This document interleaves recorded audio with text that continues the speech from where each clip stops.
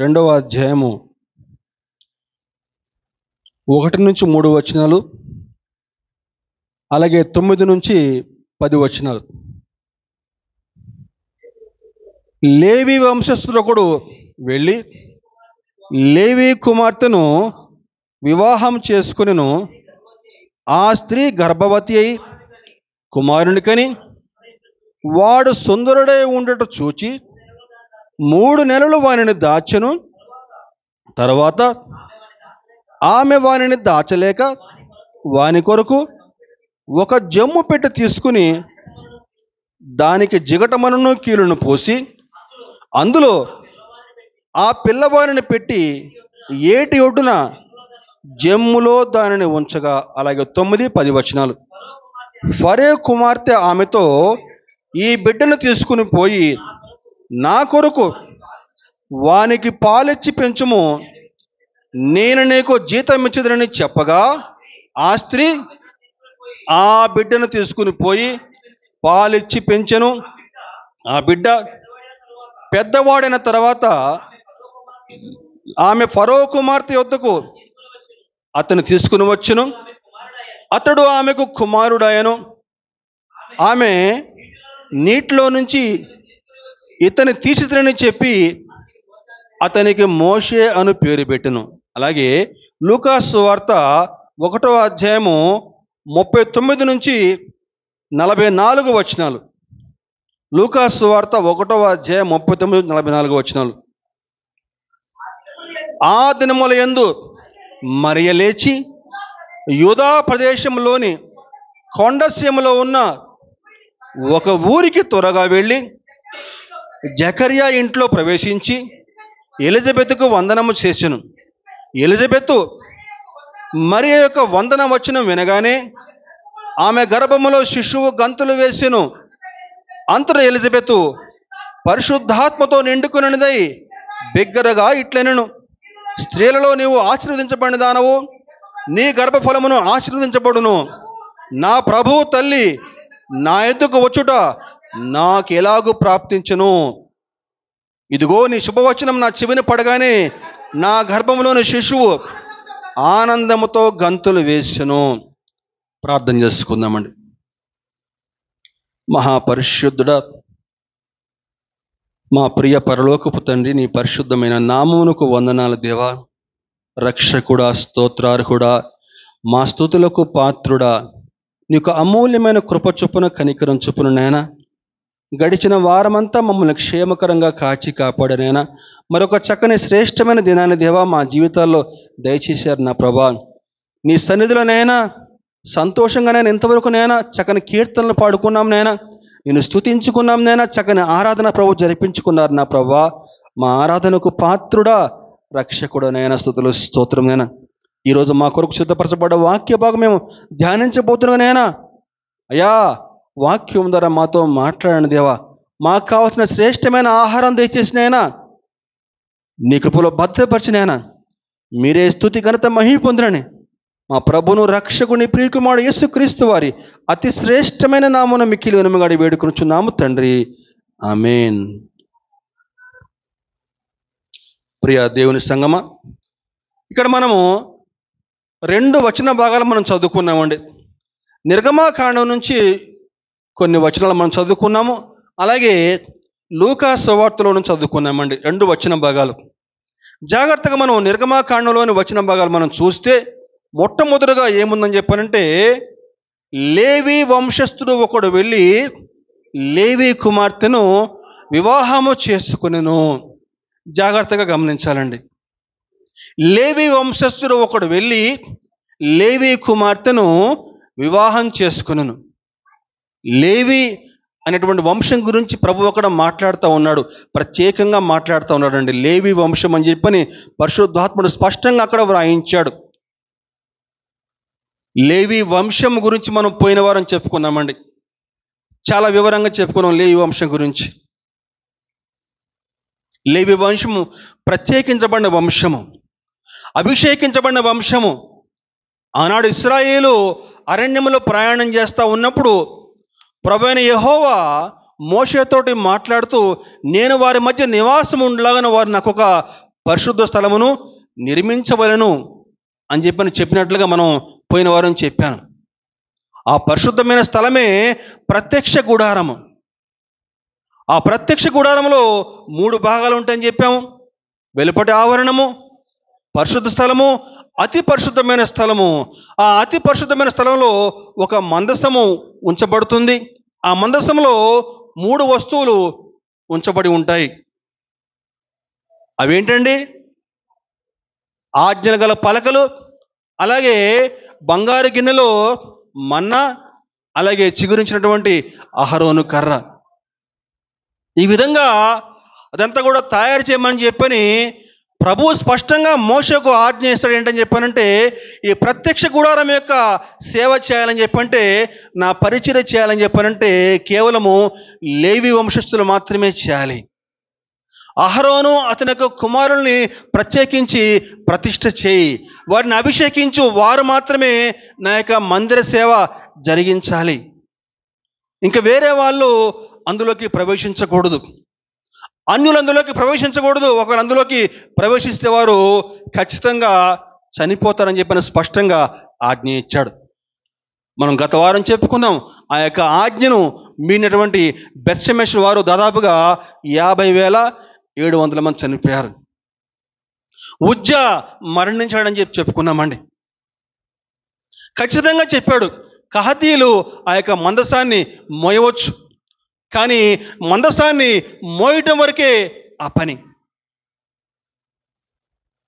ఆ ప్రత్యక్ష గుడారం ఎలా ఉంది, లోపల మందసం ఎలా ఉంది, ఆ అతి పరిశుద్ధమైన స్థలంలోకి రెప్పపాటు సేపైన నువ్వు లోపల చూడకూడదని చెప్పని స్పష్టంగా దేవుడు ఆజ్ఞ ఇవ్వడం జరిగిందండి. కేవలము లేవీయులు మాత్రమే నా యొక్క పరిచర్య చేయాలి. వారు అభిషేకించబడిన వారు, వారు ప్రత్యేకించబడిన వారు, వారు ఏర్పరచబడ్డవారు అని చెప్పిన దేవుడు స్పష్టంగా ఆజ్ఞ ఇచ్చాడండి.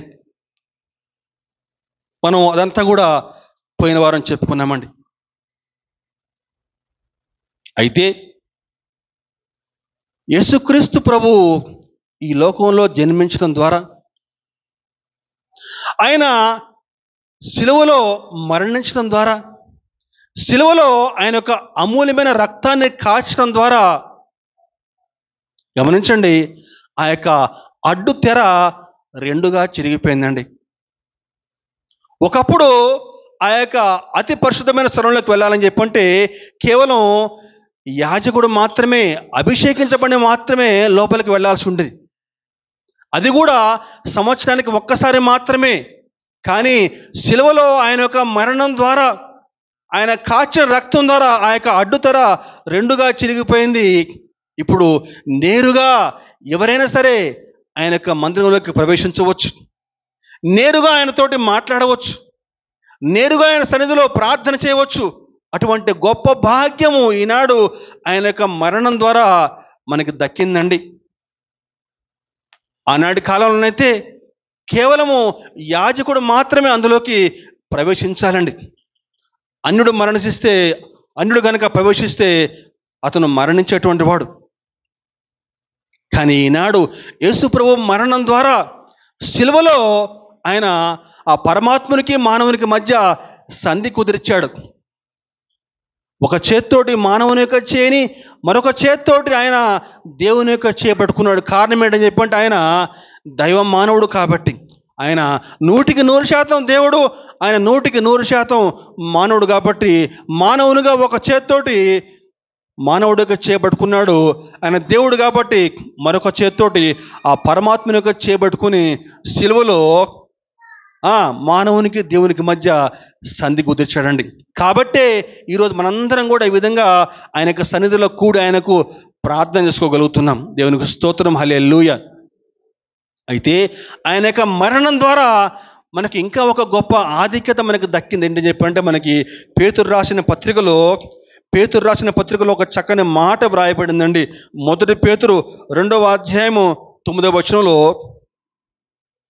1 పేతురు 2:9, అయితే మీరు చీకటిలో నుండి ఆశ్చర్యకరమైన తన వెలుగులోనికి మిమ్మును పిలిచిన వాని గుణాతిశయములను ప్రచురము చేయు నిమిత్తము ఏర్పరచబడిన వంశమును, రాజులైన యాజక సమూహమును, పరిశుద్ధ జనమును, దేవుని సొత్తైన ప్రజలనే ఉండారు. దేవునికి స్తోత్రం కలుగునుగాక. హల్లెలూయా. సిలువలో ఆయన యొక్క మరణం ద్వారా మనకు ఎంత చక్కని ఆధిక్యత దక్కిందని చెప్పానంటే, ఆయన ఏమంటున్నాడండి అక్కడ వాక్యంలో, అంటే మనం ఒక్కొక్క వాట జాగ్రత్తగా పరిశీలిస్తే, అయితే మీరు చీకటిలో నుండి ఆశ్చర్యకరమైన తన వెలుగులోనికి మిమ్మును పిలిచిన అనే మాట మనం జ్ఞాపకం చేసుకోవాలండి. ఒకప్పుడు నీవు నేను చీకటిలో ఉన్నాం. ఒకప్పుడు నీవు నేను పాపపు సంఖ్యల చేత బంధించబడి ఉన్నాము, లోక ఆశల చేత బంధించబడి ఉన్నాము. కానీ యేసు ప్రభు యొక్క రక్తంలో మన యొక్క పాపాలు కడుక్కోవడం ద్వారా మనం ఈనాడు వెలుగులోకి వచ్చామండి. ఎందరైతే ఆయన యొక్క రక్తంలో తమ యొక్క పాపాలు కడుక్కున్నారో వారు ఇప్పుడు చీకట్లో లేరు, వారు ఆయన యొక్క వెలుగులోకి వచ్చి ఉన్నారండి. చీకట్లో నుండి ఆశ్చర్యకరమైన తన వెలుగులోకి మిమ్మల్ని పిలిచిన వాని ఏం చేయాలట? గుణాతిశయములను ప్రచురము చేయు నిమిత్తము. ఈరోజు ఎందరైతే ఆయన యొక్క రక్తంలో తమ యొక్క పాపాలు కడుక్కున్నారో వారందరికీ దేవుడు ఒక చక్కని బాధ్యత మనకు అప్పచెప్పాడండి. ఏంటా బాధ్యత అండి?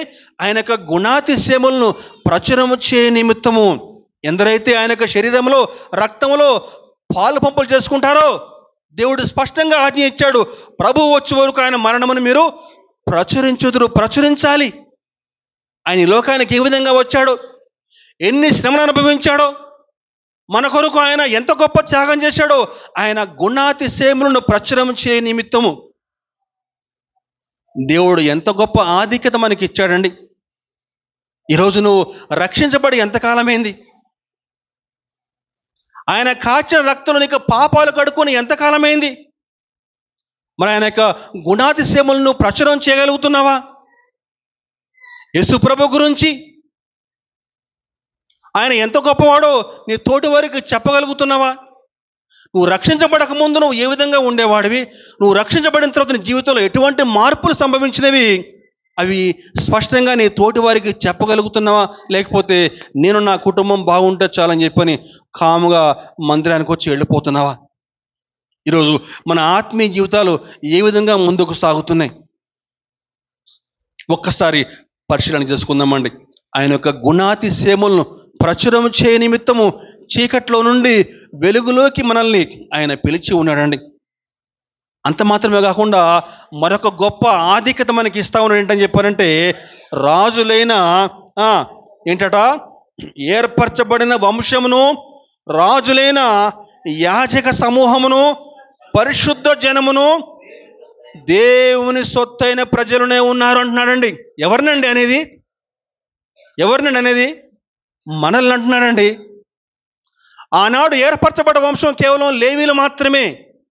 కానీ ఈనాడు ఎందరైతే తమ యొక్క పాపాలు ఆయన యొక్క రక్తంలో కడుక్కుంటారో, ఆయన సన్నిధిలో వారి యొక్క పాపాలు కడుక్కుంటారో వారందరినీ కూడా ఏర్పరచబడ్డ వంశం అని చెప్తున్నాడు.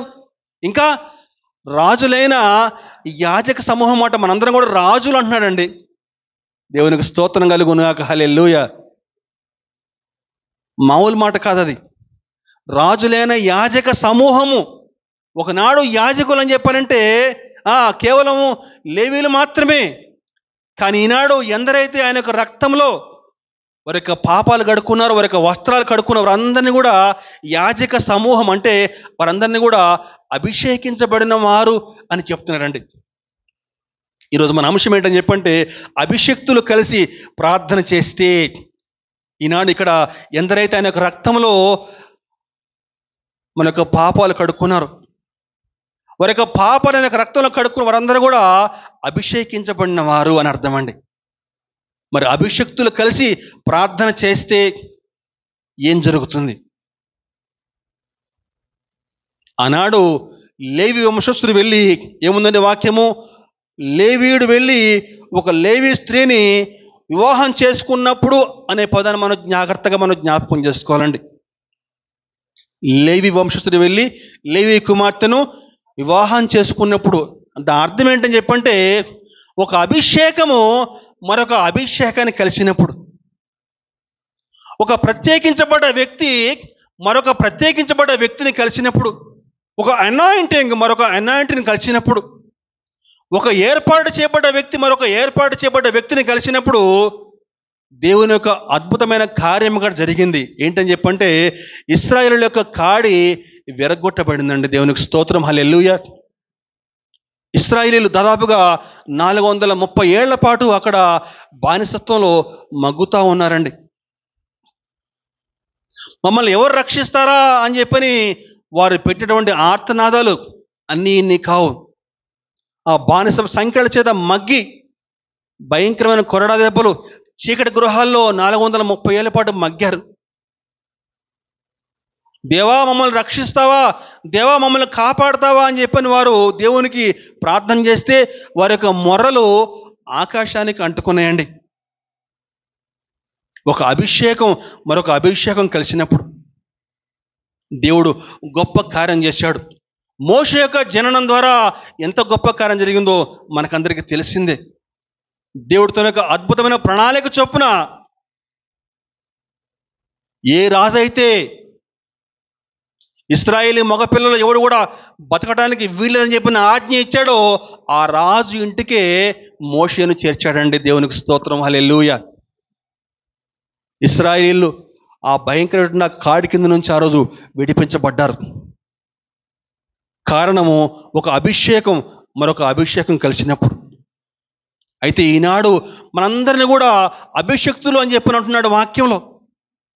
మరి ఈనాడు ఈ విధంగా అభిషక్తులు కలిసి ప్రార్థన చేస్తే, ప్రియ సహోదరుడా సహోదరి జాగ్రత్తగా వినండి.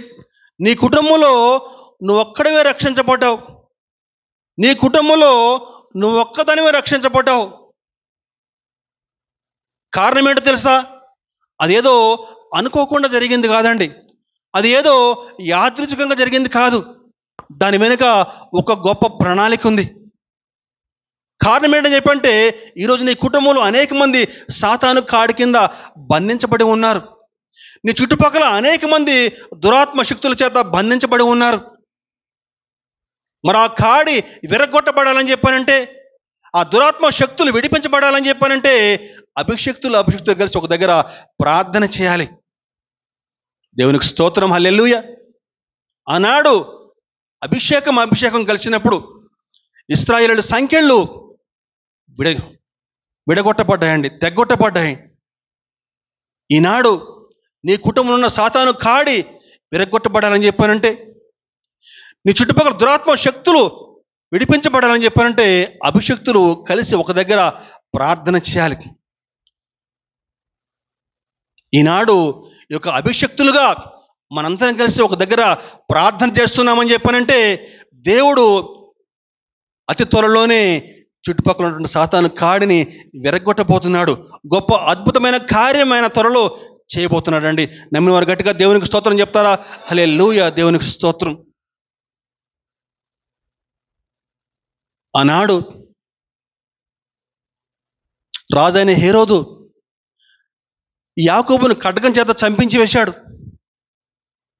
అది ఇశ్రాయేలుకి ఇష్టమైన కార్యం అని చెప్పని గ్రహించి పేతురును కూడా చెరసాల్లో బంధించి వేశాడు.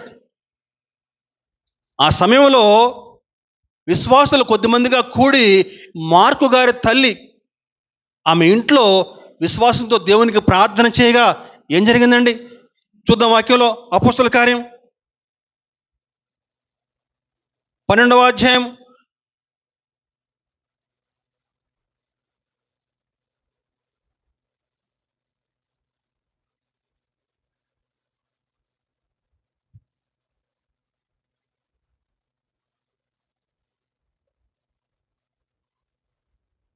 5వ వచనం. పేతురు చెరసాలలో ఉంచబడును, సంఘమైతే అతని కొరకు అత్యాసక్తితో దేవునికి ప్రార్థన చేసుడును. ఈరోజు నీ కుటుంబంలో సాతాను కాడి విరగొట్టబడాలని చెప్పానంటే, నీ చుట్టుపక్కల దురాత్మ శక్తులు విడిపించబడాలని చెప్పానంటే అభిషక్తులుగా కలిసి ఒక దగ్గర ప్రార్థన చేయాలండి. ఆనాడు సంఘము అత్యాసక్తితో ప్రార్థన చేస్తూ ఉంది. పేతురు చెరసాల్లో బంధించబడి ఉన్నాడు. ఆ విధంగా దేవునికి వారు ప్రార్థన చేస్తూ ఉంటే ఏం జరిగిందటండి? అక్కడ ఆ, రావాలని ఉండగా ఆ రాత్రియే పేతురు 2 సంకెళ్ళ చేత బంధించబడి ఇద్దరు సైనికుల మధ్య నిద్రించుచుండెను.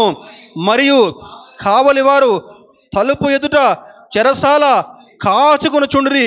ఇదిగో ప్రభు దూత అతని దగ్గర నిలిచెను. ఆ దూత పేతురు పక్కన దట్టి త్వరగా లెమ్మని చెప్పి అతని లేపగా సంకెళ్ళు అతని చేతుల నుంచి ఊడిపడును. సంకెళ్ళు అతని చేతుల నుంచి ఊడిపడ్డాయండి. కారణము, సంఘం అక్కడ అత్యాసక్తితో ప్రార్థన చేయగా, అభిషక్తులు కలిసి ఒక దగ్గర ప్రార్థన చేయగా గొప్ప అద్భుతం జరిగిందండి. సంకెళ్ళు ఊడిపడ్డాయి, తలుపులు వాడంతా అవే తెరుచుకున్నాయండి. పేతురు చెరసాల నుంచి బయటకు వచ్చాడు. కారణం ఏంటని చెప్పంటే అనాయింటింగ్. అభిషేకం పొందిన వారు ఒక దగ్గర కలిసి దేవుని నామం పేరిట విశ్వాసంతో ప్రార్థన చేయగా గొప్ప అద్భుతం జరిగిందండి. ఈరోజు కూడా మనం అనేక దినాల నుంచి ప్రతి వారం కూడా దేవుని నామం పేరిట ప్రార్థన చేస్తూ ఉన్నాం. దేవుడు అతి త్వరలో గొప్ప అద్భుత కార్యాలు మన మధ్య చేయబోతా ఉన్నాడండి. దేవునికి స్తోత్రం కలుగునుగా. ఇంకా అభిషక్తులు ఈ విధంగా కలిసి ప్రార్థన చేస్తూ ఉంటే ఇంకా ఏమి అద్భుతాలు జరుగుతాయో కొన్ని అంశాలు మీ ముందు వివరించి ఈరోజు నా వాక్య భాగాన్ని ముగిస్తాను. రెండవ అంశం ఏంటని చెప్పంటే మారు మనసు పొందుతారండి. అభిషక్తులు ఒక దగ్గర కలిసి ప్రార్థన చేస్తే మారు మనసు పొందుతారండి. మనస్సు మారి నూతనమవుతారు, రూపాంతరం పొందుతారు. ప్రియ సహోదరుడా, సహోదరి, ఈరోజు అనేక మంది క్రైస్తవులుగా చెప్పుకున్న వారు ఎలా ఉన్నారని చెప్పానంటే ప్రతి వారం కూడా మందిరాలకు వస్తూ ఉన్నారు, దేవుని యొక్క వాక్యాలు వింటున్నారు, కానీ వారి యొక్క హృదయాల్లోకి ఆ యొక్క వాక్యాలు వెళ్ళట్లేదండి. త్రోవ పక్క పడ్డ విత్తనాల వలె వాక్యం వింటున్నారు, బయటికి వెళ్ళగానే సాతాను వచ్చి ఆ యొక్క విత్తనాలు ఎత్తుకుని పోతా ఉన్నాడు. అనేకమైన సంఘాలు ఇలాగే ఉందండి.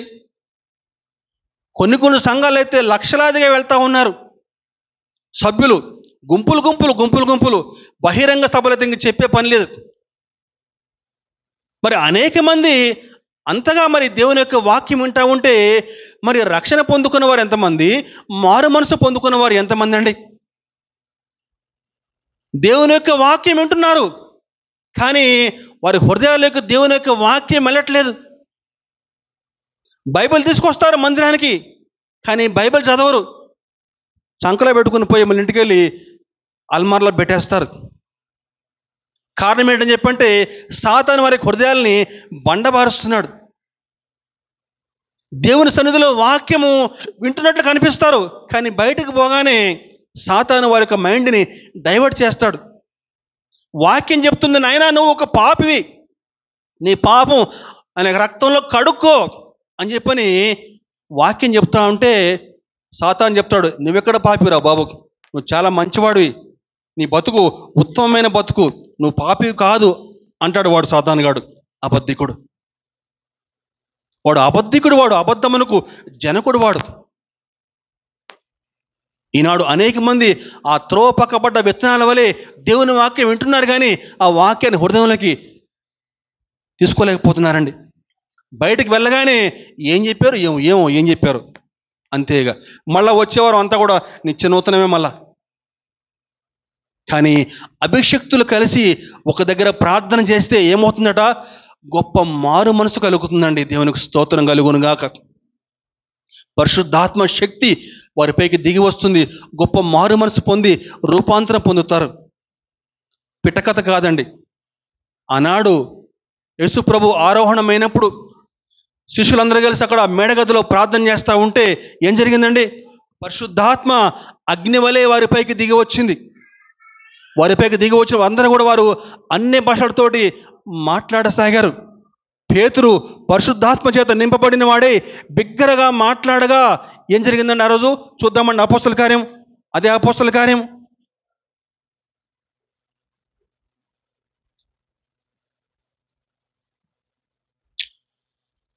27వ వచనం అండి, 2వ అధ్యాయం 37వ వచనం, 2:37.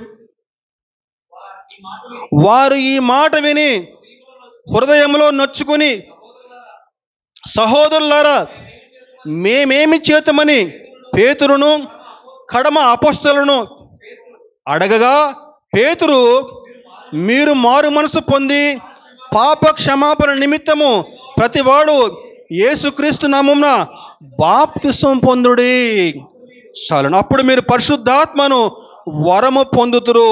ప్రియ దేవుని సంగమా, జాగ్రత్తగా గమనిస్తే ఆనాడు 3,000 మంది బాప్తిసం పొందారండి. కారణం ఏంటని చెప్పంటే అనాయింటింగ్ అభిషేకం పొందిన వారు ఒక దగ్గర కూర్చుని ప్రార్థన చేశారండి. ఆ విధంగా ప్రార్థించినప్పుడు పరిశుద్ధాత్మ వారిపైకి దిగి వచ్చారు. గొప్ప కార్యం జరిగింది. ఆ రోజు 3,000 మంది మారు మనసు పొందారండి. ఈనాడు ప్రతి వారం మనం ఈ విధంగా దేవుని నామం పేట కూడుకొని ప్రార్థన చేస్తా ఉన్నాం. తప్పకుండా మన సంఘాల్లో కూడా అనేక మంది మారు మనసు పొందాలి. ప్రియ సహోదరుడ, సహోదరి, ఈరోజు మారు మనసు లేని నీ భర్త గురించి, నీ భార్య గురించి నువ్వు ప్రార్థించి ఎంతకాలమైంది? భారంతో ప్రార్థించి ఎంతకాలమైంది? ప్రతి వారం కూడా క్రమం తప్పకుండా మందిరానికి వచ్చి అభిషక్తులతో కలిసి ప్రార్థన చేస్తే దేవుడు గొప్ప కార్యం చేస్తాడు. దేవునికి స్తోత్రం, హల్లెలూయా. ఇది రెండవ అద్భుత కార్యం అండి. మూడవ కార్యం ఏంటని చెప్పానంటే, ఈ విధంగా అభిషక్తులు కలిసి ఒక దగ్గర ప్రార్థన చేస్తే గొప్ప స్వస్థతలు కలుగుతాయి. You can see great miracles. ఎంత అద్భుతాలని చెప్పానంటే ఊహించలేని అద్భుతాలు జరుగుతాయండి. అవి ఎవరు కూడా ఊహించలేరు అలా అవుతాయని చెప్పని. అటువంటి అద్భుతాలు దేవుడు స్పష్టంగా ఆ కార్యం చేయగలడు. మనకి ఎక్కడి దాకా ఎందుకండి, మన సంఘంలోనే పెద్ద ఉదాహరణ సహోదరి లక్ష్మి. లక్ష్మికి వివాహం అయింది. అయిన తర్వాత ఒక కుమారుడు జన్మించాడు. అయిన తర్వాత దాదాపుగా 7 ఏళ్ల పాటు వారికి మళ్ళా పిల్లలు కలగలేదు. రకరకాల చోట్ల మందులు వాడారు, పిల్లలు కలగట్లేదు. ఏంటా పిల్లలు కలగట్లేదని చెప్పి డాక్టర్ వద్దకు పోతే డాక్టర్ చెప్పాడట, అసలు నీకు పిల్లలు పుట్టే అవకాశమే లేదని చెప్పి. నీకు పిల్లలు పుట్టరు. ఇంకా ఒక దగ్గర కాదండి, ప్రముఖ హాస్పిటల్ పేరు చెప్పడం బాగుండదు, వాళ్ళు కూడా అంతే చెప్పారట, మీకు పిల్లలు పుట్టే అవకాశం లేదు, ఇంకా మీ గర్భసంచిలో ఆ యొక్క పరిణామం లేదు అని చెప్పేసి, పిల్లలు పుట్టడానికి మీ గర్భసంచి అనుకూలంగా లేదని చెప్పారట. ఆమె ఎంత దుఃఖపడి ఉంటుందో. కానీ దేవుడు గొప్ప కార్యం చేశాడండి. పోయిన వారమే, మంగళవారమా బుధవారమా, ఒక చక్కని కుమారుడు ఆమెకు జన్మించాడండి. దేవునికి స్తోత్రం. దేవుడు ఒక చక్కని బహుమానం, గర్భఫలం యెహోవా ఇచ్చు బహుమానం అండి. కారణం ఏంటని చెప్పానంటే, అభిషక్తులుగా మనం గత కొంతకాలం నుంచి ఆమె గురించి ప్రార్థన చేస్తూ ఉన్నాం, కన్నీటి ప్రార్థన చేస్తూ ఉన్నామండి. దేవుడు కన్నీటి ప్రార్థన ఎప్పుడు కూడా ఆలకించేటువంటి వాడు. ఆమెకు నమ్మకం లేదు, ఎందుకంటే పోయిన సంవత్సరము 8th మంత్లో అబార్షన్ అయింది. కుమారుడు పుట్టి జన్మించాడు, క్షమించండి, కుమారుడు పుట్టి పాప పుట్టి చనిపోయింది. అలాగే అవుద్దేమో మళ్ళా ఈసారి కూడా అని చెప్పి ఆమె ఎంతో దుఃఖపడింది. కానీ విశ్వాసంతో దేవునికి ప్రార్థన చేసాం. దేవుడు గొప్ప కార్యం చేశాడండి. బరువు చూస్తేనేమో 2 కేజీలు చెప్తా ఉన్నారు. తీరా పుట్టిన తర్వాత ఎన్ని కేజీలమ్మా? 3 కేజీల పైనే ఆ బాబు ఉన్నాడండి. మేము వెళ్ళి చూసాం. చక్కగా చాలా అందంగా ఉన్నాడు బాబు. దేవునికి స్తోత్రం, దేవుని నామానికి మహిమ. దేవుడు గొప్ప అద్భుత కార్యాలు చేస్తాడండి. అభిషక్తులు ఈ విధంగా ఒక దగ్గర కలిసి దేవుని నామం పేట ప్రార్థన చేస్తే ఊహించని అద్భుత కార్యాలు దేవుడు చేస్తాడండి. గొప్ప స్వస్థతలు, గొప్ప అద్భుత కార్యాలు దేవుడు చేస్తాడండి. ఇది 3వ కార్యం. 4వ అద్భుత కార్యం ఏంటని చెప్పానంటే, మూయబడిన ద్వారాలు తెరవబడతాయండి. అభిషక్తులు కలిసి ఒక దగ్గర చేరి ప్రార్థన చేస్తే, విశ్వాసంతో దేవునికి ప్రార్థన చేస్తే మూయబడిన ద్వారాలు తెరవబడతాయండి. మూయబడిన సువార్త ద్వారాలు తెరవబడతాయండి. అన్ని ద్వారాలు కూడా మూసుకుపోయి ఏం చేయాలి ప్రభువా అని చెప్పని దిగులుతో, దుఃఖంతో దేవుని సన్నిధికి వచ్చిన సహోదరుడ, సహోదరి, దేవుని నామం పేరిట విశ్వాసంతో ప్రార్థన చేస్తే దేవుడు గొప్ప కార్యం చేస్తాడండి. నాకు తెలిసినటువంటి ఒక సహోదరుడు ఒక ఇల్లు కట్టుకోవాలని చెప్పేసి డాక్యుమెంట్లు తీసుకుని బ్యాంక్ వెళ్ళాడు. బ్యాంకు వారు డాక్యుమెంట్లు చూసి లోన్ వస్తుందని చెప్పారు. సరే లోన్ వస్తుంది కదా అని చెప్పేసి ఆ వ్యక్తి ఎక్కడైతే ఇల్లు తీసుకుంటున్నాడో వాళ్ళకి కొంత అడ్వాన్స్ ఇచ్చాడు, ఒక 2 లక్షలు ఎంతో. లోన్ వస్తుందేమని చెప్పి అనుకుంటున్నాడు. మధ్యలో బ్రోకర్ని పట్టుకుంటే ఆ బ్రోకర్ కూడా పర్లేదండి ఇప్పిద్దాం లోన్ అని చెప్పాడు. ఒక సహోదరుడు నాతో పంచుకున్నాడు సాక్ష్యం ఇది. ఆ బ్రోకర్ కూడా మరి కొంత లంచం ఇవ్వాలి కదా, మరి బ్రోకర్కి లంచం అయిపోయింది, మళ్ళా ఆ ఇంటి వాళ్ళకి కొంత మరి డబ్బు. లోన్ వస్తుందేమో అని చూస్తూ ఉన్నారు. 2 నెలలు అయిపోయింది, 3 నెలలు అయిపోయింది, సమయం దాటిపోతూ ఉంది. తీరా వెళ్ళి లోన్ ఇంకా రాలేదని చెప్పని బ్యాంకు మేనేజర్ని అడిగితే మీకు లోన్ రావడం కష్టం అండి. ఎందుకని చెప్పానంటే లాయరు ఎన్ఓసి ఇవ్వట్లేదు. Lawyer NOC, no objection certificate ఇవ్వట్లేదు. ఆమె ఇస్తేనే మీకు లోన్ వస్తుంది. ఏం చేయాలి అప్పుడు ఆ సహోదరుడు? అతను వెళ్ళే మందిరానికి ఎక్కడైతే వెళ్తున్నాడో అక్కడికి వెళ్ళి ఆ యొక్క మందిరంలో కలిసి ప్రార్థన చేయగా ఆ లాయరు ఎన్ఓసి ఇచ్చేసిందండి. దేవునికి స్తోత్రం. అది తీసుకుని వెళ్ళి అక్కడ సబ్మిట్ చేస్తే లోన్ శాంక్షన్ అయిందండి. మూయబడిన ద్వారాలు తెరవబడతాయండి. అది అసాధ్యం అనుకున్నటువంటి కార్యాలు తెరవబడతాయి. ఎప్పుడండి అభిషిక్తులు కలిసి దేవుని నామం పేట ప్రార్థన చేస్తే అసాధారణ కార్యాలు జరుగుతాయండి. దేవునికి స్తోత్రం. అలాగే 4వ అంశం ఏంటని చెప్పంటే ప్రవచనాలు చెప్పగలుగుతారు, అన్ని భాషలతోటి మాట్లాడగలుగుతారు.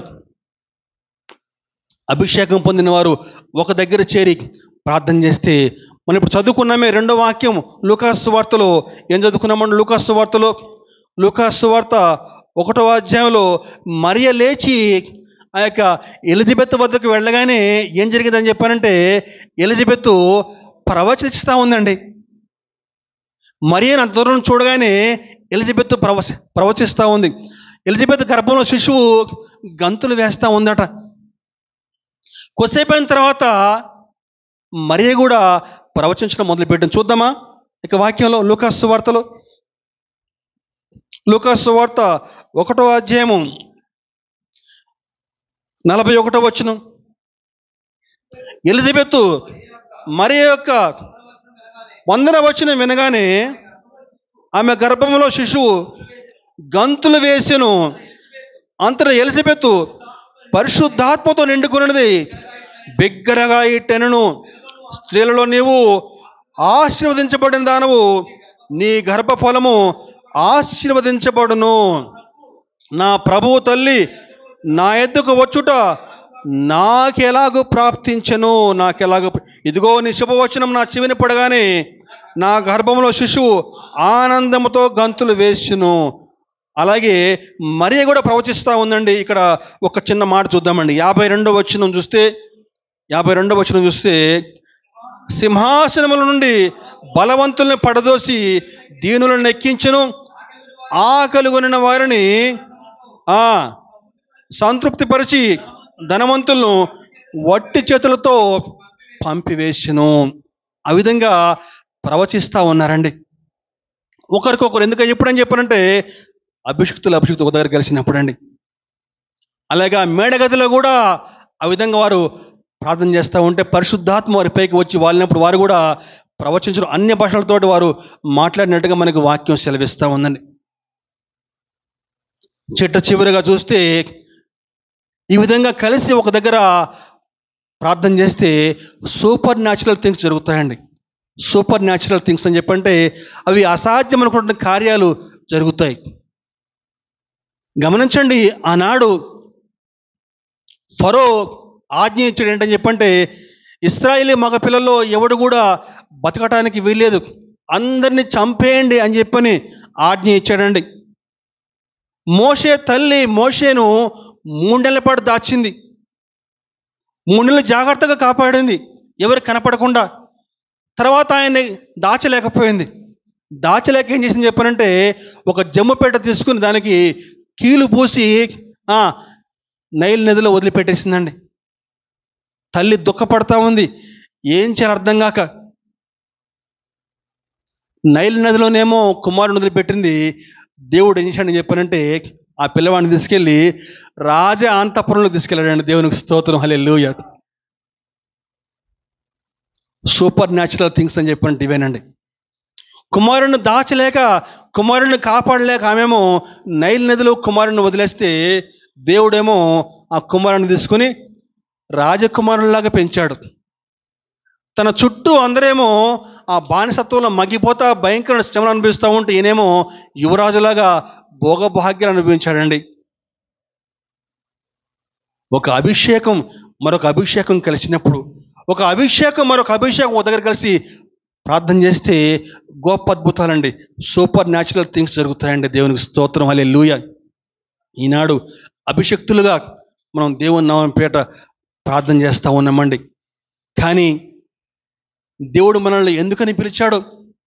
ఆ విధంగా మనం అభిషేకం పొందిన వారమని చెప్పని ఆ యొక్క అభిషేకాన్ని నేటి దినాన మనం గ్రహించలేకపోతున్నామండి. చాలా విచారకరమండి. ప్రతి వారం ఆయన సన్నిధికి రాలేకపోతున్నాం. ఇంకా బాధాకరమైన చెప్పంటే మరి కొంతమంది ఆయన రక్తంలో కడగబడి బాప్తిసం తీసుకొని వారం వారం మందిరానికి రాకుండా, కనీసం మొదటి ఆదివారం కూడా మందిరానికి రాకుండా ఆ యొక్క బలలో చేయి వేయలేకపోతున్నారు. ఇది ఎంత భయంకరమైన పాపం అని చెప్పారంటే, బాప్తిసం పొందిన తర్వాత తప్పకుండా ఆయన శరీరం రక్తంలో తప్పకుండా పాలు పంపులు పొందాలండి. ఆ విధంగా పొందలేకపోతున్నారండి. దయవుంచి పిలిచిన పిలుపుకు తగినట్లుగా జీవించాలి, దేవునికి మహిమకరంగా జీవించాలి. ఈ విధంగా అభిషేకం పొందిన వారు ఒక దగ్గర కూడుకుని ప్రార్థన చేస్తే దేవుడు ఎన్ని గొప్ప అద్భుతాలు చేస్తాడండి. ఎన్ని చెప్పుకున్నాం మనం ఈనాడు? నెంబర్ 1, సాతాను కాడి విరగొట్టబడుతుంది. నెంబర్ 2, మారు మనసు పొందుతారు. నెంబర్ 3, గొప్ప స్వస్థతలు, గొప్ప మిరకిల్స్ జరుగుతాయి. మూయబడిన ద్వారాలు తెరవబడతాయి. ప్రవచనాలు పలుకుతారండి, అన్ని భాషలతోటి మాట్లాడతారు. చివరిగా సూపర్ జరుగుతాయండి. దేవునికి స్తోత్రం. అట్టి కృప దేవుడు మనకందరికీ దయచేయునుగాక. ఆమేన్.